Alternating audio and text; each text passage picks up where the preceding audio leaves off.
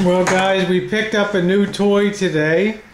We ran by a thrift shop and for the sum of $5 and not working, we picked up a nice little handy cam, a Panasonic SDR-H79, which is a high definition video camera. And when I got it home, of course it didn't work, but it came with the charger, which was kind of cool.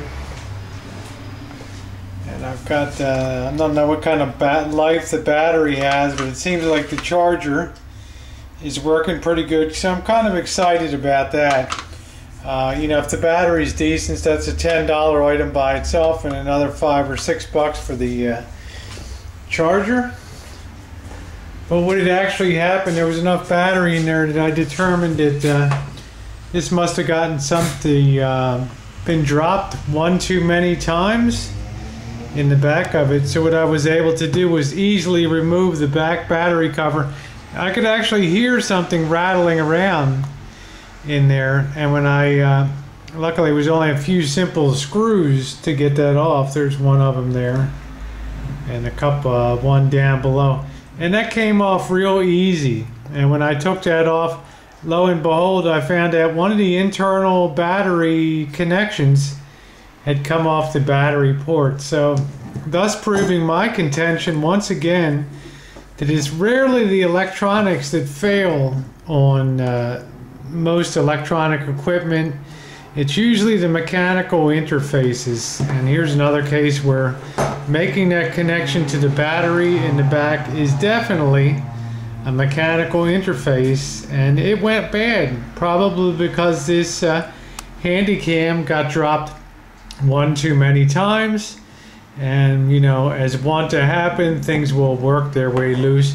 But this is a pretty well regarded handy cam in its day. It is a true high definition recording. It records onto the memory card, which I happen to have these all over the place, these memory cards, so it's real easy to just slide that in, close that up. It's missing the AC adapter, which makes it hard to to output from the back. You see the Ethernet connection there.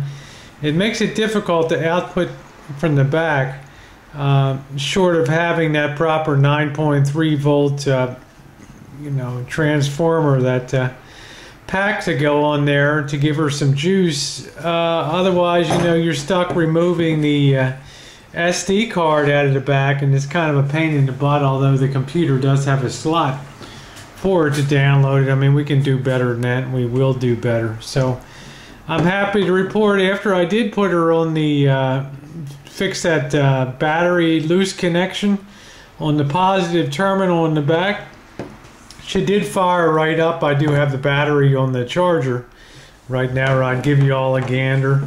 It has the typical nice shutter protection on the back to keep that nice and clean. And I examined that lens very carefully, and that's a 1.5 f lens. That's a nice lens, and this case has definitely had some hard dings, as you can see. But you know, Panasonic and Sony stuff are built to take it. There aren't a lot of controls on this, which I like.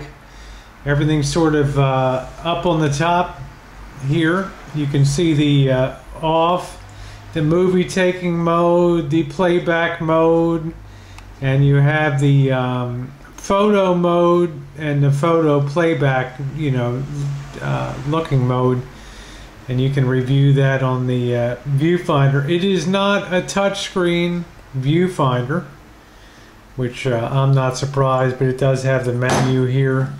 It also has the stabilization at OIS, the manual and automatic modes, and the delete modes, and an AV output for going right to a TV or a computer. It has a 70 times optical zoom. The handy cam I'm using right now has a 60 times optical zoom, and it has the Carl Zeiss lens, but I'm betting this this Panasonic is going to take some good ones, and it has the stereo Dolby recording too, which I love. So hopefully we'll get enough of a charge on the battery. I'll be able to take this out to dinner tonight I'm expecting Bobby any minute here, and we will see how she goes.